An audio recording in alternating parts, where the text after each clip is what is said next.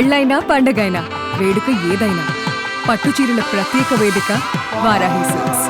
సాంప్రదాయానికి సౌందర్యానికి వారధి. నమస్తే, వెల్కమ్ టు సుమన్ టీవీ. నేను మీ సాయి. దేశానికి ఢిల్లీ ఒకటే ప్రస్తుత రాజధాని, కానీ ఇక రెండవ రాజధాని కూడా ఉండబోతుందా అనేటువంటి ప్రశ్న ఒకటి ఉత్పన్నమవుతుంది. సోషల్ మీడియాలో నడుస్తున్నటువంటి చర్చ ప్రకారం చూస్తే ఆంధ్రప్రదేశ్ రాజధాని అమరావతి దేశానికి రెండో రాజధానిగా కాబోతుంది అనేటువంటి ఒక చర్చ కొనసాగుతుంది. నిజంగానే అమరావతి రెండో రాజధాని దేశానికి అయ్యేటువంటి అవకాశం ఉందా? ఇందులో నిజం ఉందా? దీనికి సంబంధించి మనం మాట్లాడదాం. మనతో పాటు Suman TV news chief editor Keshav గారు ఉన్నారు. సార్, దేశానికి రెండో రాజధాని హైదరాబాద్ అని గతంలో ఒకసారి చర్చ వచ్చింది. ఇప్పుడు తాజాగా అమరావతి అనేటువంటి చర్చ కొనసాగుతుంది. దీంట్లో ఎంతవరకు వాస్తవం ఉంది? నిజంగానే అమరావతి దేశానికి రెండో రాజధాని అయ్యేటువంటి అవకాశం ఉందా?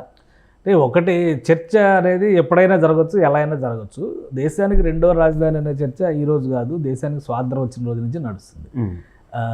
India Pakistan partition of India అని చెప్పిన ఒక బుక్ రాసినప్పుడు డాక్టర్ బిఆర్ అంబేద్కర్ గారు ఈ ప్రస్తావనే చేశారు. ఆయన దేశానికి అన్ని విధాలుగా కూడా, ఎందుకంటే అఖండ భారత్ అనేటువంటి కాన్సెప్ట్ నుంచి మనం స్వతంత్ర భారతం ఆవిర్భవించేటువంటి క్రమంలో దేశానికి మధ్యలో అన్నిటికీ యాక్సెసిబిలిటీ ఉండేటువంటి ఒక నగరాన్ని రెండవ రాజధానిగా అనౌన్స్ చేస్తే ఎక్కువ ప్రయోజనం ఉంటుంది. ఆ విషయంలో హైదరాబాద్ సంస్థానం అప్పుడు విలీనం అయింది. భారతదేశంలో విలీనం అయినటువంటి సందర్భంలో ఆయన చెప్పినటువంటి మాట ఏంటంటే, ఇక్కడ అన్ని భాషల సమాజాల ప్రజలు ఇక్కడ ఉన్నారు. అంటే బెంగాలీలు ఉన్నారు, అలానే ఉత్తరాది రాష్ట్రాల వాళ్ళు ఉన్నారు, తమిళ్, కన్నడ, కేరళ అన్ని రాష్ట్రాలకు చెందిన వాళ్ళు ఉన్నారు. ఇది ఒక మినీ ఇండియా అనేటువంటి పర్సెప్షన్ ఉండడం, ప్లస్ గతంలో స్టార్ ఆఫ్ బ్రిటిష్ ఎంపైర్ అని చెప్పని మోస్ట్ రిలయబుల్ కింగ్ కింద నిజాం నవాబ్కి ప్రత్యేకమైనటువంటి స్థానం ఉండేది. అది ఉండడం వలన నిజాం నవాబ్ ఇక్కడ special transportation, special currency, special banking అన్నీ కూడా ప్రత్యేకంగా ఆయన మెయింటైన్ చేశారు. అంటే ఒక దేశానికి ఉండేటువంటి అన్ని రకాల పారామీటర్స్ కూడా హైదరాబాద్ సంస్థానానికి ఉండేవి. సో వీటన్నిటిని దృష్టిలో పెట్టుకొని సేఫ్టీ పరంగా చూస్తే దేశానికి ఇది నడి మధ్యలో ఉంది. దక్షిణ భారతదేశానికి ఉత్తర భారతదేశానికి మధ్యలో కూడా పాసింగ్ పాయింట్ లాగా ఉంది.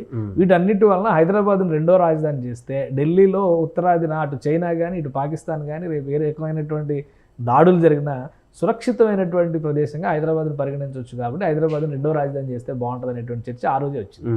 మొన్న ఢిల్లీలో విపరీతమైన పొల్యూషన్, పొగమంచు, ఈ లెక్కలన్నీ వచ్చిన తర్వాత మళ్ళీ రెండో రాజధాని అనేటువంటి చర్చ. తెలంగాణ ఉద్యమ సమయంలో కూడా హైదరాబాద్ను వేరు చేసి దేశానికి రెండో రాజధాని చేసి యూనియన్ టెరిటరీగా డిక్లేర్, ఎలా అయితే ఢిల్లీ ఎలా ఉందో నేషనల్ క్యాపిటల్ ఏరియా అని చెప్పి, నేషనల్ ఎన్సిటీ అని చెప్పి అన్నారు కదా.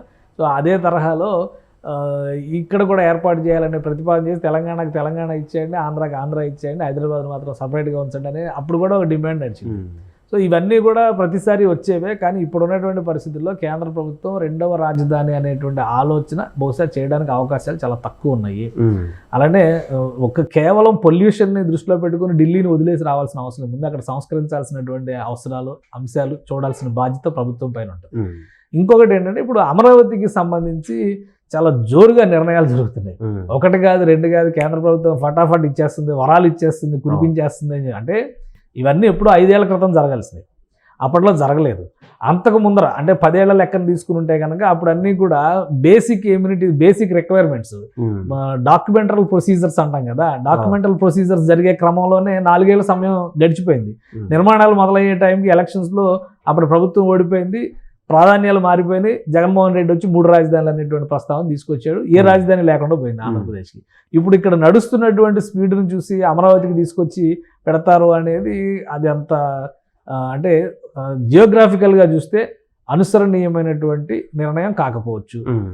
అలానే ఆ ప్రాంతానికి ఇప్పుడు కల్పిస్తున్నటువంటి వనరుల పరంగా చూస్తే అది కేవలం ఒక రాష్ట్ర రాజధానికి సంబంధించి నిర్ణయాలు జరుగుతున్నటువంటి అంశంగానే మనం చూడాలి. కాకపోతే ఏంటంటే కనెక్టివిటీ, లాస్ట్ టైం ఏదైతే మిస్టేక్స్ జరిగినాయో ఈసారి ఆ మిస్టేక్స్ జరగకుండా కేంద్ర ప్రభుత్వం చొరవ తీసుకుంటుంది. రాష్ట్ర ప్రభుత్వం కూడా ఆ దిశగా అడుగులు వేస్తుంది. 2014కి 2024కి ఉన్నటువంటి తేడా ఏంటంటే, అప్పుడు కూడా ఎన్డీఏ గవర్నమెంట్ ఉంది, కానీ ఈ రోజు ఎన్డీఏ గవర్నమెంట్ అని చెప్పుకోవాలి. ఈ రోజు ఎన్డీఏ గవర్నమెంట్ అని క్లెయిమ్ చేస్తున్నారు. తెలుగుదేశం పార్టీ క్లెయిమ్ చేస్తుంది, బీజేపీ క్లెయిమ్ చేస్తుంది, జనసేన క్లెయిమ్ చేస్తుంది. అప్పుడు ఉన్నటువంటి ఈక్వేషన్స్లో చూస్తే తెలుగుదేశం పార్టీ మెజారిటీ, మొత్తం మీద 4 మాత్రమే బీజేపీ సభ్యులు ఉండేవాళ్ళు. 2 మంత్రివర్గంలో ఉన్నా కానీ మంత్రివర్గం నిర్ణయాలతో మాకు సంబంధం లేదని వాదించారు అప్పుడు జరిగినటువంటి రాజకీయాలు. సో ఆ రకంగా అప్పుడు పోయింది. ఇప్పుడు బీజేపీ వాళ్ళు 8 మంది ఉన్నారు, జనసేనకి 21 మంది ఉన్నారు. అట్నుంచి ఒక ముగ్గురు మంత్రులు, ఇటు నుంచి ఒక మంత్రి, మొత్తం 4 పదవుల్లో మంత్రి పదవుల కోటాలో వాళ్లే ఉన్నారు. కాబట్టి మన రాష్ట్రం, మన రాజధాని అనేటువంటి అనేక అంశాలను ప్రతిపాదన చేస్తున్నారు. కేంద్ర ప్రభుత్వానికి కూడా ఏంటంటే ఇప్పుడు ఉన్నటువంటి ఈక్వేషన్స్లో ఏపీ మద్దతు అనేది చాలా కీలకంగా మారింది. అసలు ఏపీలో కనుక ఎన్డీఏ అనేది ఫామ్ అవ్వకపోతే కేంద్రంలో ప్రభుత్వం అయ్యేటువంటి పరిస్థితి ఉండేది కాదు. ఈ అన్నింటినీ దృష్టిలో పెట్టుకొని గతంలో ఇచ్చిన హామీలని అమలు చేసేందుకు నరేంద్ర మోడీ ఆధ్వర్యంలో ప్రభుత్వం ఒక్కొక్కటిగా వాటిని అమలు చేస్తున్నారు. ఇంకోటి ఏంటంటే ఏ రాష్ట్ర రాజధానిలో అయినా కానీ జాతీయ విధానాల ప్రకారం జాతీయ సంస్థలకు సంబంధించినటువంటి ఆ రాష్ట్ర హెడ్ క్వార్టర్స్ని రాజధానిలో ఏర్పాటు చేయడం అనేది పరిపాటి. రాజధానిలో కాకపోతే సెలెక్టెడ్ ఏరియా రాష్ట్ర ప్రభుత్వం ఇంకొక చోట ఇక్కడ ఏర్పాటు చేస్తే బెటర్ అనేటువంటి సిఫారసు చేస్తే ఖచ్చితంగా అది కన్సిడర్ చేయాల్సిన బాధ్యత కేంద్ర ప్రభుత్వం మీద ఉంటుంది.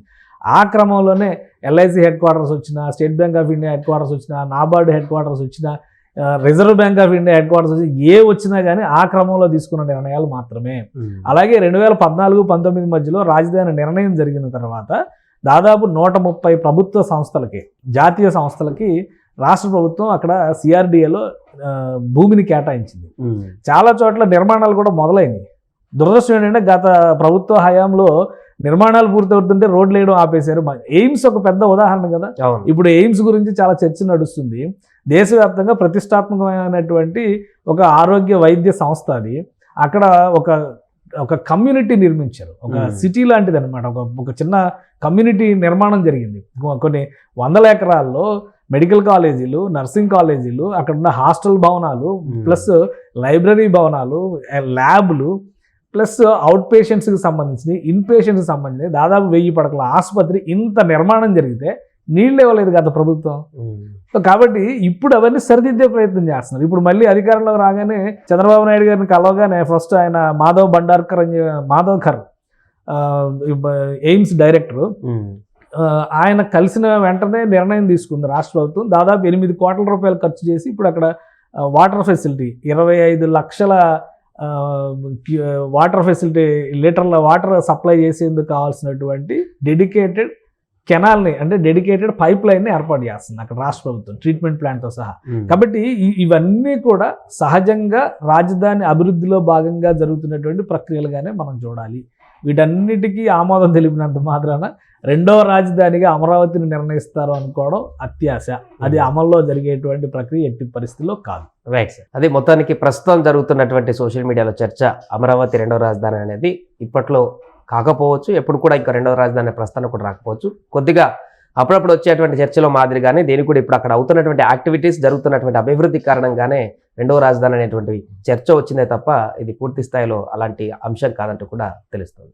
సుమన్ టీవీలో మీ పర్సనల్ అండ్ బిజినెస్ ప్రమోషన్స్ కోసం కింది నెంబర్కి కాంటాక్ట్ చేయండి.